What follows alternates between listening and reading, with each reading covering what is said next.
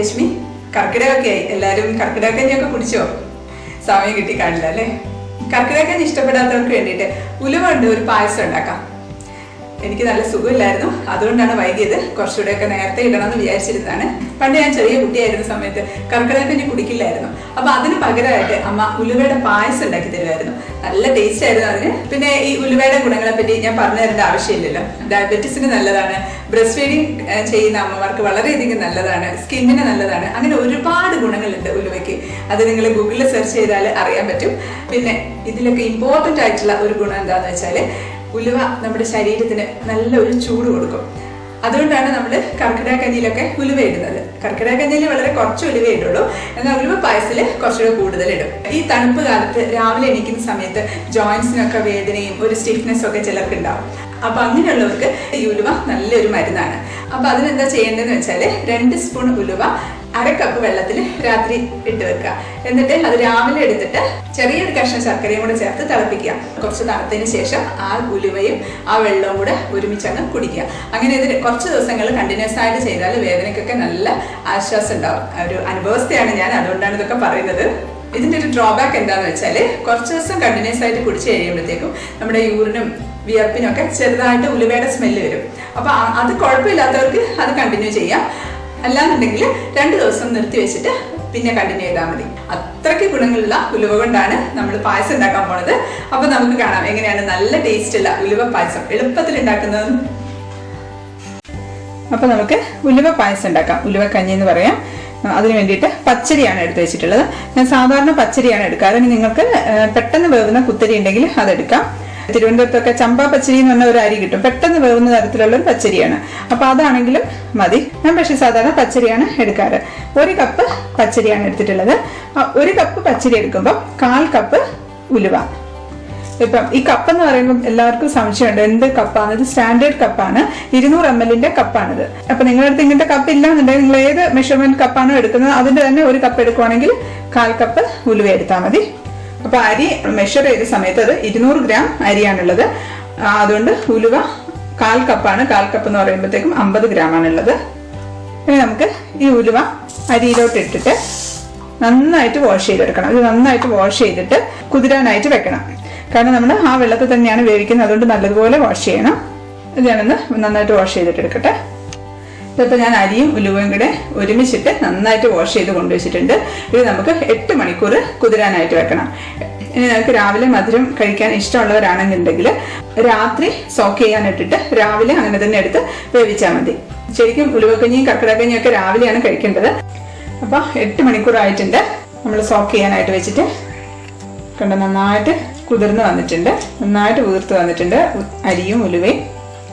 നമ്മൾ 2 കപ്പ് വെള്ളം ഒഴിച്ചിട്ടാണ് അത് കുതിരാനായിട്ട് വെച്ചത്. നമുക്ക് കുക്കറിലേക്ക് മാറ്റാം. ഞാൻ 2 കപ്പ് വെള്ളം കൂടെ ഒഴിച്ചിട്ടുണ്ട്. മൊത്തം 4 കപ്പ് വെള്ളമാണ് ഒഴിച്ചത്. ആദ്യം നമ്മൾ കുതിരാനായിട്ട് വെച്ച സമയത്ത് 2 കപ്പ് ഒഴിച്ചിരുന്നു, ഇപ്പൊ 2 കപ്പും കൂടെ ഒഴിച്ചിട്ടുണ്ട്. നമുക്ക് അടച്ചു വെച്ചിട്ട് ഒറ്റ വിസിലിന് ഓഫാക്കി കൊടുക്കാം. ഇനി നമുക്ക് ശർക്കര ഉരുക്കാനായിട്ട് വെക്കാം. ഇത് 1.25 കപ്പ് ശർക്കരയാണുള്ളത്. സാധാരണ പായസം ഉണ്ടാക്കുന്ന പോലെയല്ല. ഉലുവ പായസം ഉണ്ടാക്കുമ്പം കുറച്ച് മധുരം കൂടുതലുണ്ടെങ്കിൽ നമുക്ക് കുടിക്കാനായിട്ട് പറ്റുള്ളൂ. കാരണം കയ്പായിരിക്കും ഉലുവയ്ക്ക് നല്ല കയ്പാണ്, അറിയാലോ. അപ്പൊ അതുകൊണ്ട് 1.25 കപ്പ് തൊട്ട് 2 കപ്പ് വരെ നമുക്ക് ശരിക്കും ഇടാം. ഞാനിപ്പോൾ 1.25 കപ്പാണ് എടുത്തിട്ടുള്ളത്. ഇതിലേക്ക് ഞാൻ 1.5 കപ്പ് വെള്ളം ഒഴിച്ചിട്ട് നന്നായിട്ടൊന്ന് തിളപ്പിച്ച് അത് അരിച്ച് എടുത്തു വെക്കാം. ശർക്കര അവിടെ ഉരുക്കാനായിട്ട് വെച്ചിട്ടുണ്ട്. ആ സമയത്ത് നമുക്ക് തേങ്ങ ഒന്ന് നന്നായിട്ട് അരച്ചിട്ട് പാലെടുക്കാം. ഇതിപ്പോൾ 1.5 കപ്പ് തേങ്ങയാണുള്ളത്. സാധാരണ ഞാൻ ചിരകിയിട്ട് ഫ്രീസറിൽ വെക്കുക ചെയ്യുക. ഒരുമിച്ച് ചിരകിയിട്ട് 1-2 തേങ്ങയൊക്കെ ചിരകിയിട്ട് ഫ്രീസറിൽ വെക്കും. അത് നമുക്ക് അതിൻ്റെ ആവശ്യത്തിന് എടുത്തിട്ട് അതൊന്ന് ചൂടാക്കിയിട്ട് ഓവനിൽ വെച്ചിട്ടൊന്ന് ചൂടാക്കിയിട്ട് പാലെടുക്കാനൊക്കെ ആണെങ്കിൽ അങ്ങനെ ഒന്ന് ചൂടാക്കിയിട്ട് അരച്ചെടുത്താൽ മതി. ഇനി അഥവാ ഓവൻ ഇല്ലാത്തവരാണെന്നുണ്ടെങ്കിൽ ചൂടുവെള്ളം ഒഴിച്ച് അരച്ചെടുത്താൽ മതി. അപ്പോൾ ഇത് നമുക്ക് നന്നായിട്ടൊന്ന് മിക്സിയിൽ അരച്ചിട്ട് പാലെടുക്കാം. അങ്ങനെ അരച്ചെടുത്താൽ മാത്രമേ നന്നായിട്ട് പാല് കിട്ടുള്ളൂ. ഇപ്പം പ്രഷറൊക്കെ പോയിട്ടുണ്ട് കുക്കറിന്റെ. നമുക്ക് തുറന്ന് നോക്കാം.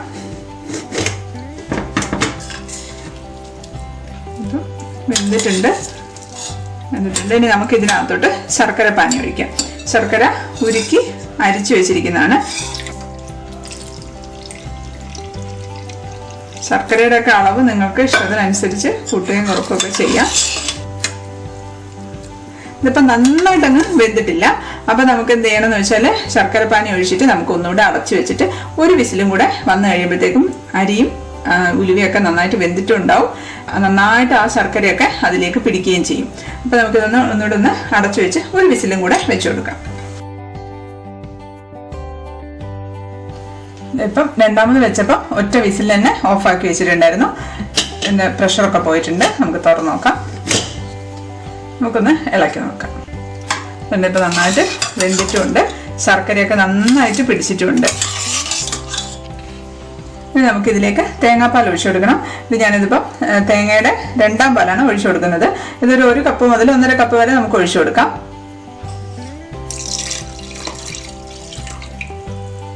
ഇവിടെ കത്തിച്ചു കൊടുത്തിട്ടുണ്ട്. ഈ തേങ്ങാപ്പാലിൽ കിടന്നൊന്ന് തിളക്കട്ടെ. ഞങ്ങൾക്കിത് ശരിക്കും ഇത് കുറുകിയിരിക്കുന്ന ഒരു പായസമാണ്, ഉലുവ പായസം. അപ്പോൾ നിങ്ങൾക്ക് കുറച്ചുകൂടി തിക്നെസ് കുറയ്ക്കണം എന്നുണ്ടെങ്കിൽ, കുറച്ച് ലൂസായിട്ടുള്ളതാണ് വേണമെന്നുണ്ടെങ്കിൽ 2ാം പാൽ കൂടുതൽ എടുത്ത് ഒഴിച്ചു കൊടുത്താൽ മതി. ഇപ്പോൾ തിളച്ച് വരുന്നുണ്ട് നന്നായിട്ട്. ഇതിൽ ഒരുപാട് വെള്ളമൊന്നും വേണ്ട. നല്ല കട്ടിയായിട്ടിരിക്കുന്ന ഒരു പായസമാണ്. നമ്മൾ കട്ടി പായസമൊക്കെ ഇല്ല, അതുപോലെ അമ്പലത്തിൽ നിന്ന് കിട്ടുന്ന പായസത്തിൻ്റെ ഒരു ടെക്സ്ചറില്ലേ, അതുപോലെയാണ് ഇതുണ്ടാവുക. ഇപ്പോൾ പെട്ടെന്ന് കഴിയും ഉണ്ടാക്കാനായിട്ട്. ആദ്യം നമ്മൾ ഒരു പ്രാവശ്യം ഒറ്റ വിസിലിന് ഓഫാക്കി, രണ്ടാമത് നമ്മൾ ശർക്കര ഇട്ടിട്ട് ഒന്നുകൂടെ ഓഫാക്കി. കാരണം നമ്മൾ ശർക്കര ഇട്ട് ഒരുപാട് വരട്ടേണ്ട ഒന്നും ആവശ്യം വന്നിട്ടില്ല. അങ്ങനെ വെച്ചിട്ട് നമ്മൾ തേങ്ങാപ്പാൽ 2ാമത്തെ പാലും ഒഴിച്ച് ഇനി നമ്മൾ 1ാമത്തെ പാലും ഒഴിച്ച് ഓഫാക്കുക. അത്രയേ ഉള്ളൂ, പെട്ടെന്ന് കഴിയും. ഇതിപ്പോൾ രാവിലെ ഉണ്ടാക്കാനാണെങ്കിൽ എളുപ്പമാണ്. ഇപ്പോൾ നന്നായിട്ടൊന്ന് തിളച്ചിട്ടുണ്ട്. നമുക്കിതിലേക്ക് 1ാം പാൽ ഒഴിച്ചു കൊടുക്കാം. ഞാനൊരു കപ്പിൽ 1ാം പാൽ എടുത്ത് വെച്ചിട്ടുണ്ട്. ഇപ്പം പാലിൻ്റെ അളവൊക്കെ നിങ്ങൾക്ക് അറിയാലോ. ഇതിപ്പോൾ ഏകദേശം ഒരു 1/2 കപ്പ് പാലുണ്ട്. ഇത് നമുക്കിതിലേക്ക് ഒഴിച്ചു കൊടുക്കാം. 1ാം പാൽ ഒഴിച്ച് ഒരുപാട് അങ്ങ് തിളപ്പിക്കണ്ട, ഒന്ന് തിളച്ചാൽ മാത്രം മതി. 1ാം പാൽ നല്ല കട്ടിക്കുള്ള പാലാണ്. നല്ല മണമാണ് കേട്ടോ പായസത്തിൻ്റെ. തിളച്ചിട്ടുണ്ട്, ഞാൻ ഓഫാക്കുകയാണ്. ഇതിനകത്തോട്ട് നമുക്ക് ഏലക്കാപ്പൊടിയോ ചുക്കോ ജീരകമോ ഒന്നും ഇടരുത്. ഇതിപ്പം ഇതിന് ആ ഉലുവയ്ക്കും അരിയുടെയും കൂടെ ആ ഒരു ടേസ്റ്റാണ്. ശരിക്കും പറഞ്ഞാൽ അതൊരു മരുന്നാണ്, നല്ല ടേസ്റ്റാണ് ഇത് കഴിക്കാനായിട്ട്. ഞാൻ ഓഫാക്കിയിട്ടുണ്ട്. ഇനി നമുക്ക് ചേർക്കേണ്ടത് എന്താണെന്ന് വെച്ചാൽ ഞാൻ എപ്പോഴും പറയാറുണ്ട്, സാധാരണ പായസം ഉണ്ടാക്കുന്ന സമയത്ത് അതിലേക്ക് കുറച്ച് ഉപ്പ് ചേർക്കണം. 1 സ്പൂൺ, ഇതിൻ്റെ ചെറിയൊരു സ്പൂണാണ്, അതിൻ്റെ ഒരു 1/4 സ്പൂണോളം ഇട്ടിട്ടുണ്ട്. അതിട്ട് നമുക്കൊന്ന് ഇളക്കി കൊടുക്കാം. പിന്നെ ഞാൻ വേറൊരു കാര്യം കൂടെ പറയാറുണ്ട്. ശർക്കരയുടെ പായസമോ എന്തോ ഉണ്ടാക്കുകയാണെങ്കിലും അതിൽ കുറച്ച് പഞ്ചസാര ചേർത്താൽ ഒരു പ്രത്യേക ടേസ്റ്റാണ്. അപ്പോൾ നമുക്ക് കുറച്ച് പഞ്ചസാരയും കൂടെ ചേർത്ത് കൊടുക്കാം. ഇതിൽ നെയ്യോ അണ്ടിപ്പരിപ്പോ മുന്തിരിയോ ഒന്നും ചേർക്കരുത്. മധുരം നോക്കി മധുരത്തിന് എത്ര വേണമെന്ന് അതിനനുസരിച്ച് ഇട്ട് കൊടുത്താൽ മതി. ഞാൻ 1 സ്പൂണ് പഞ്ചസാര ഇട്ടിട്ടുണ്ട്, അത് മതിയാകും. നന്നായിട്ടൊന്ന് ഇളക്കി മധുരവും ഉപ്പും ഒക്കെ ഒന്ന് കറക്റ്റാണോ നോക്കണം. ഉപ്പ് ഇട്ടിട്ട് നന്നായിട്ട് ഇളക്കണം. അല്ലാന്നുണ്ടെങ്കിൽ എവിടെയെങ്കിലുമൊക്കെ പിടിച്ചിരുന്നിട്ടുണ്ടെങ്കിൽ തണുത്ത് കഴിഞ്ഞാൽ പിന്നെ ഇളക്കിയാൽ പോവുകയില്ല. ചൂടോടുകൂടി തന്നെ നന്നായിട്ടൊന്ന് ഇളക്കി കൊടുക്കുക. മധുരമുണ്ട്, ഉപ്പുണ്ട്, നല്ല ടേസ്റ്റ് ഉണ്ട്. നിങ്ങൾക്ക് മധുരമൊക്കെ നിങ്ങൾക്ക് ഇതിനനുസരിച്ച്, നിങ്ങൾക്ക് ഇനി വേണമെന്നുണ്ടെങ്കിൽ മധുരം ഇനി കൂടുതൽ വേണമെന്നുണ്ടെങ്കിൽ ശർക്കര പാനി എടുത്തൊഴിച്ചാൽ മതി. നമ്മൾ പാലൊഴിക്കുന്നതിന് മുമ്പേ തന്നെ കുറച്ചുകൂടി ശർക്കര പാനി ഒഴിച്ചാൽ മതി. അല്ലാന്നുണ്ടെങ്കിൽ പഞ്ചസാര അവസാനം ഇട്ടാലും മതി.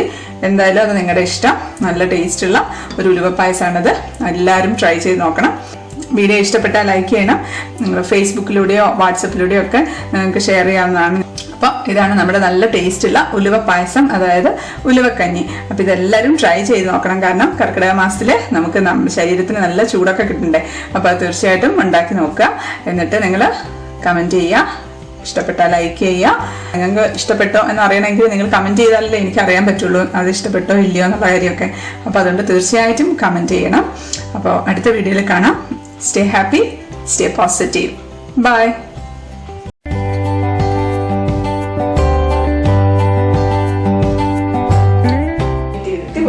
നമസ്കാരം, ഞാൻ രശ്മി. സമയം കിട്ടി കാണില്ലല്ലേ പറഞ്ഞേ. നമസ്കാരം. ചെയ്യുന്ന നടക്കും. ഒന്നുകൂടെ കട്ട് ചെയ്തോ പറയാ. ഞാൻ എനിക്ക് ഓർമ്മ പറഞ്ഞത് വായിക്കാൻ അങ്ങനെയല്ല. ഉള്ളവർക്ക് ഈ ഉലുവ അതിനെന്താ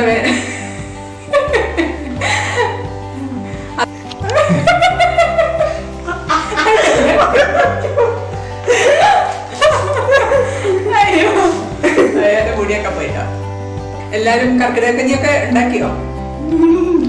നമസ്കാരം. Hello diabetes.